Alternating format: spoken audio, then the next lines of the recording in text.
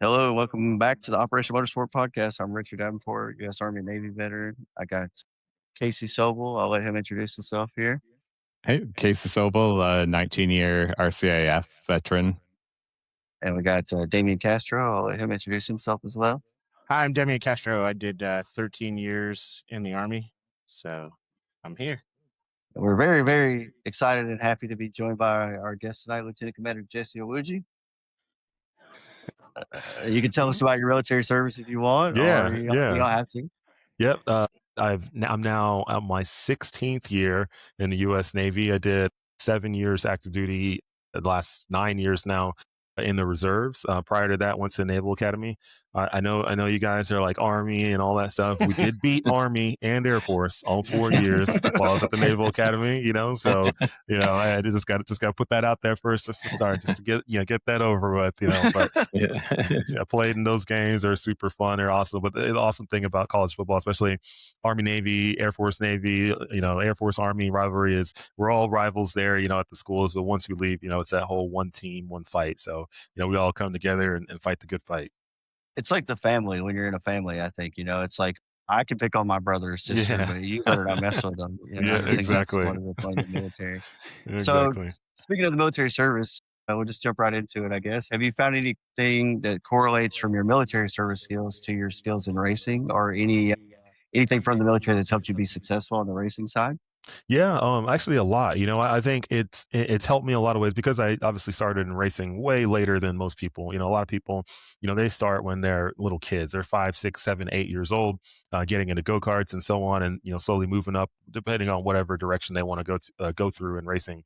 For me, I didn't do my first wheel-to-wheel race until I was like 27 years old or so. So I was way later, but I knew getting in late, obviously I was going to be a little bit behind, but there's probably things I've learned along the way, experience in life that would probably help me at least advance myself a little bit quicker. And, part of that, being in the Navy, right, being able to, be able to present myself in a professional manner, right, be able to talk to potential sponsors and business partners in professional ways, being able to connect the dots in professional ways, being able to represent a brand that I'm working with in a professional way, being able to problem solve and think through different, high stress situations when it comes to not only just on track, but also on the business side, right? There's so many things that happen on the business side off the track, like that race car drivers deal with that are, racing, just driving on the track is like a small percentage of what we do. The only way we even get on track is all the other crap we gotta do off the track. And I think I was a bit prepared for that and how to deal with that and how to just figure out just how to problem solve, get through adversity, figure out how to make a way when there wasn't a way, and fully and insanely and obsessively believing there was a way when it just wasn't seen at all. Being able to have that kind of vision to see, okay, hey, like I see that light at the end of the tunnel, even though it's completely pitch black all the way there. It's there. So I know I can get there. I know I'm willing to put myself through whatever I need to put myself through to get there. And that's not a lot of people in the world can do that, right? I think a lot of folks who join the military and serve, we have that kind of mindset where we're willing to, if we know that, hey, for me to get to that end and get there before you, all I got to do is just endure. Oh yeah, it's game over. That's we're going to do it all day. We'll embrace that suck. That's a fact. Yeah. So I obviously found out about you through Nason, a mutual friend of ours, I think, and he was telling me that you went sim to seat, I believe, right? So if you started out in sim racing, then before you actually got into a real car. So can you tell us a little bit about what that was like and what the journey has been like for you? Because we're all Yes. sim racers, and we're absolutely we're fascinated by these stories. So we would love to hear. Yeah. It. We'd love to. So I would say my sim to seat, like I guess journey is one that is very realistic in a way where it can actually happen. Like you can like actually do what I did and it could actually work. There's a lot of other stories out there that I don't know if necessarily it happened the way that some people say it happened, but like it like my story like it's legit. Like I was on a ship in the Middle East. I was doing my second deployment. I was on the USS Comstock, and I was on that ship for about 5 months on deployment before I had to rotate to my next command. And while on it, I was thinking, okay, this is end of 2014. So I was thinking, okay, how do I figure out a way to get into racing? not get into racing, but how do I figure out a way to train myself for racing, right? I was on the ships. In order to learn how to drive a ship, you typically go to a ship simulator. The ship simulator will be a place where you can practice getting underway from a port. You can practice doing some underway different like drills and things, man overboard, casualty control drills, loss of steering, blah blah, this and that, underway replenishments. You learn all that stuff on the ship simulator. So for me, I was like, okay, if I can learn all that on a ship simulator, if I'm getting into this whole racing world, I'm sure there's racing simulators out there that I can actually use and learn from. So I looked it up. I had no clue if there was actually these things out there. So I looked it up online. I'm like, oh crap, you can buy a simulator for your house, and they're not too expensive. I think at that time I got like the play seat chassis and then G27 Logitech, and then I was using my computer from the Naval Academy, so it was already free. I already had it. Thank you, taxpayers. So I was using I was using all that, and then I heard about iRacing. One of my friends who he did a lot of track days and stuff, he told me about iRacing. So I'm like, oh, I'll get iRacing because it seems like it's super realistic, a whole lot better than, I don't know, like Gran Turismo or something like that. So anyways, I got back from that deployment. Went on like Facebook Marketplace at that time. I don't know if it was called Marketplace at that time, but I went on Facebook, saw somebody who was selling that whole rig that I just told you about for minus the computer for like maybe $1,000 or so. Bought it. At the time, I had a C6 Z06 Corvette, which I still have today. Huge trunk in those things, by the way. I packed it up the sim and I put it in the back and it closed. I'm like, okay, great. I put my luggage in, drove all the way to Monterey, California, where I was transitioning to my next command that I was going to. And when I got up there, where I moved into, I set up the sim in the house, and I knew that was in January of 2015. And I knew that I was getting into my first late model race in April of 2015. So I knew I had like about almost 3-4 months to basically train myself on how to drive a late model. I did go do like 2 or 3 tests over that course of time at the track just to get a feel of the real car. But in between that, I didn't have enough money to like go every single week. So I just only had enough money to go a few times. So in between, I was like, okay, if I do 100 laps a day, they'll keep the doctor away. So it's like I did 100 laps every single night on Irwindale Speedway in a late model. And I just kept on pounding, just trying to get better. And when I got to my first race, like I'm a guy who had never raced before. All I had done is just track days, like on, road course track days with my personal car, with my Corvette. That's about it. Like I've never actually raced and never raced a stock car for sure. And I go to that race day. We had about 21, 22 cars in the field. And during practice, I was like 13th quick. So I'm like, okay, the sim practice definitely paid off. Obviously a few of the tests obviously helped a lot too, but the sim practice was the majority of my practice. So I was like, for me to come in and be, basically about midfield and like have absolutely no clue what I do. I wasn't even left foot braking at that time because I didn't even know that was a thing. Like that's how much I didn't know. But I was like halfway, decent. I was like, kind of mid pack in my first time ever. So I'm like, hey, this like actually helps. And that was when it really kind of hit me that, sim racing definitely is super helpful, and it can definitely, I wouldn't say it gets you 100% there, but I think it can get you at least like 80% there, 85% there. The rest of it is just you getting in the real car, figuring out the speed sensation and G forces and all that stuff, heat stress, and just the managing of a race and your tires and things like that. That's the other 15 or so, 20%. Awesome. And do you still find a lot of time for the sim or not so much Oh, anymore? every I'm on the sim at least 4 times a week, at least. Nice. At least 4 Nice. times a week. And do you still doing mostly oval stuff or do you branch out at all? So funny enough, I part-time race now in the national series.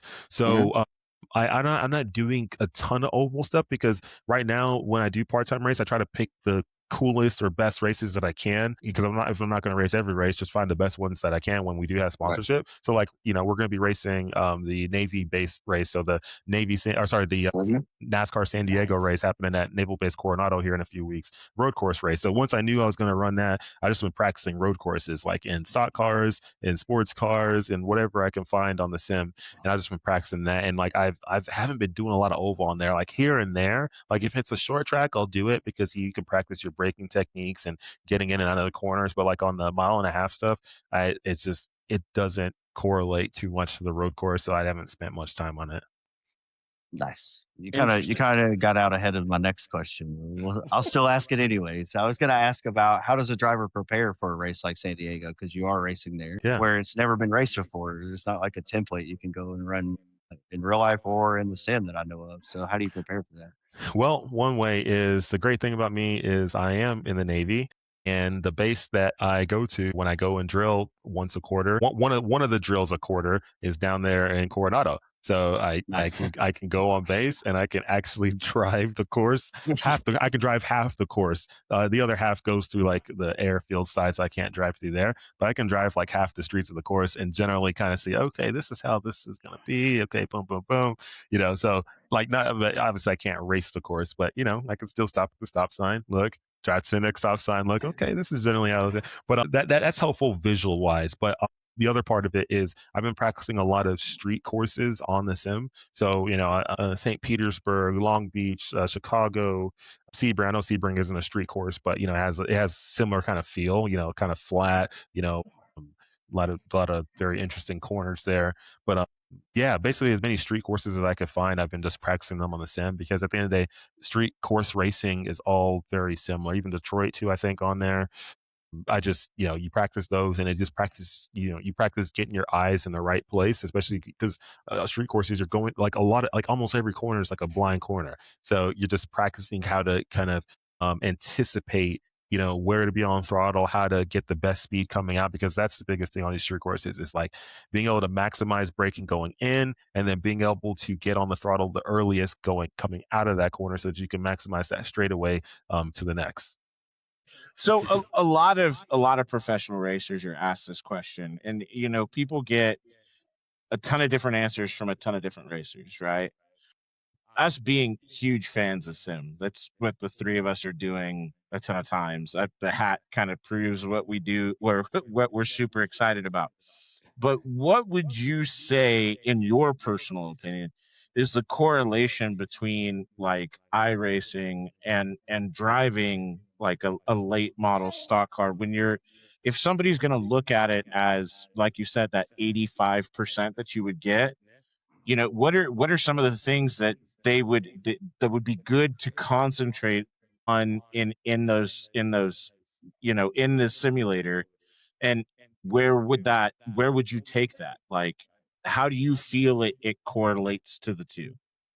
Yeah. So, when you're on the sim, I think the best correlations that you're going to find that you can translate really good to real life is one, understanding the different lines that you can take at a particular track, right?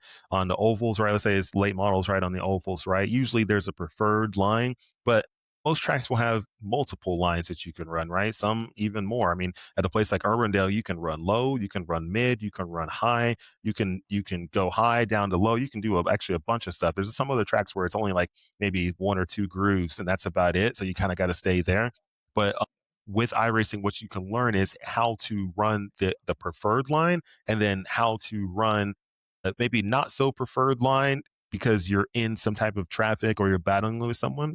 When you're starting to go side by side, dive into a corner with someone else, the preferred line just might not be there, right? If you're on the inside, that person's going to pinch you down. If you're on the outside, that person's going to keep you from being able to get down to the bottom. So you're going to be running the high line and have to maintain more speed. So now you're training your brain to understand what to do in every single scenario possible, right? So when you go in the corner, if I happen to have to go in the corner at this angle, this is what I got to do to be able to get out of the corner now, right? Because entering at Right. this angle, it changes up everything now on exit, changes everything in the center and so on. But when you show yourself how to do that multiple times on the sim, you're trying all these different things. Now it's like kind of locked into your brain because it's this repetition. Now okay, I'm in the race.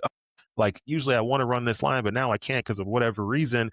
But I know exactly what to do because I've already been through it. I've been through it on the sim. I know how the car is going to react. I know that if I put this much steering input in it, the car is generally supposed to do this. If I put this much steering coming out, it's probably going to, do this whole whoop, whoop, on me. So like now, Right. Right. but also too on the sim, you have a chance to spin out. You have a chance to wreck and it doesn't cost you anything. So now you can understand how to save a car too. I mean, at the end of the day, it doesn't matter how good of a race car driver you are. Everyone at some point is going to have a spin. Everyone at some point is probably going to get into a wall. So now you can figure out how to minimize that contact because you've been in the sim. It's happened before. You made this mistake, but you know how to gather the car back up to potentially save it or minimize the damage because you've practiced doing stuff so many times. You've gone through this scenario so many times. You've learned how to dodge wrecks, right? Momentum. when I go into the corner and someone gets loose, here's where they're going to end up. When on the exit of a corner, if someone gets loose here or there, this is where they're going to go. You're going to see that so many times in the sim that once it comes to real life, Right. you know how to get through. That's why I'm not saying I've been perfect at it, but I've been fairly decent at dodging wrecks. Because things happen and I generally know where they're going to end up because I've seen it so many times on the sim. Now I've also thought I was going to be right going this way and I wasn't, and then I've gotten into it too. So I've made mistakes too where I thought, hey, doing this input's going to help me, and then it didn't work. Right? Sometimes some things work on the sim that don't necessarily work in real life. So that's why on the sim I try not to game it. Right? There's people out there who will game it where they do certain things, make certain adjustments on their car that only work in the sim, and it's not really realistic to real life. I see a lot of people turning up their steering ratio on the oval stuff really high, and I'm like, we don't run 14:1 or 14 to whatever ratio on a short track. You run 6:1, 8:1, but people on the sim, they're like, no, it's going to burn your tires off. Well, practice not burning your tires off. That's your fault. That's not the car's fault. Yeah. That's your fault. That means you're crazy. These cars aren't street cars. When you go into a corner in a real car, you're right here. You're not doing this. This is yeah. I think that's good advice. I don't think I practiced that much coming into sim racing. It was something I neglected, was that just practicing every scenario. So I think that's brilliant advice. The more Casey, laps got you a do, question? it just happens. It's not necessarily that you want to pick scenarios. You should just do so many laps that you end up going through every scenario because you're trying so many things. All right, Yeah. Casey, did you have one? Yeah. So you said you got into racing late in life. I was just wondering if you had any tips for anyone else that maybe they've been sim racing, they've might actually do track days and want to go to the next level. Just if you had any tips on that. Yeah. So, I mean, in racing, everything costs money, right? So I always tell people, look, and we can't live in a fantasy world and think that racing's free. At a track day, Rick Hendrick is not in the stands watching us. He's not about to go pick us up. So we got to understand that we got to find the funding to go racing, right? Yeah. In the beginning days of racing, it's all on you to just think about it like a business, right? A startup business. Yeah.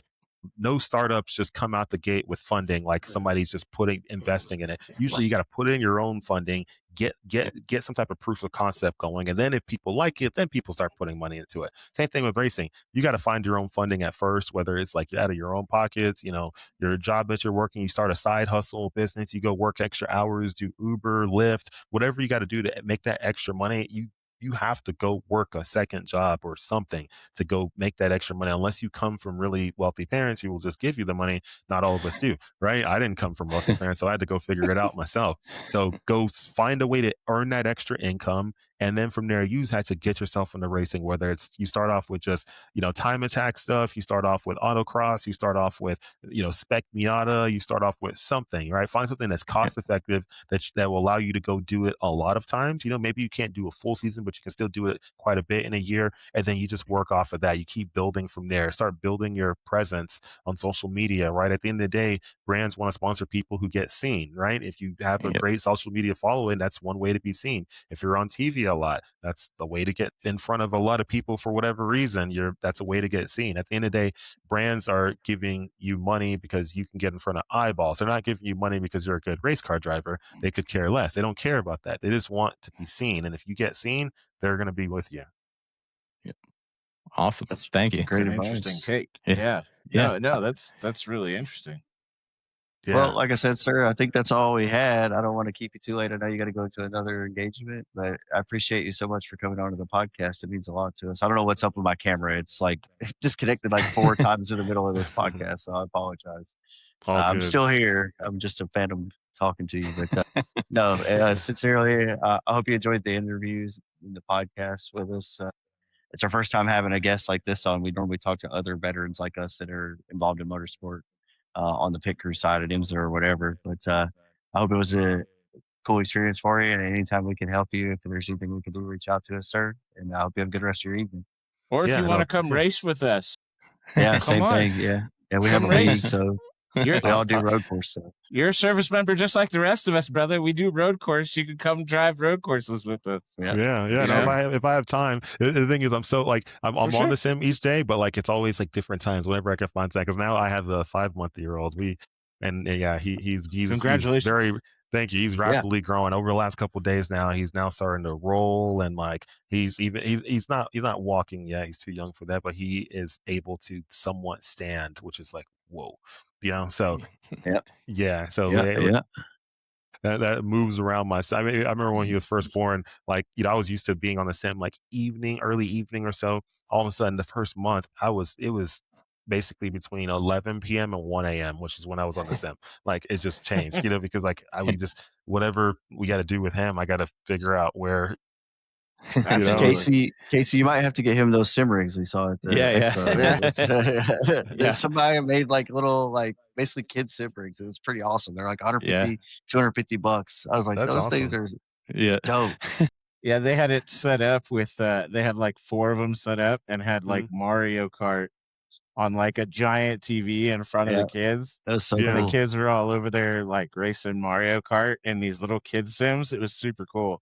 That's Super cool. such a great way to like get them interested in car. Like if you like, no kid's gonna say no to a sim, like ever. They're gonna be Right. like, "Wow, this is awesome."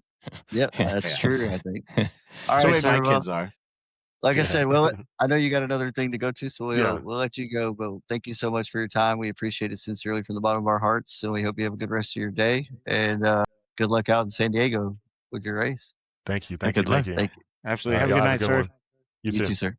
Good night.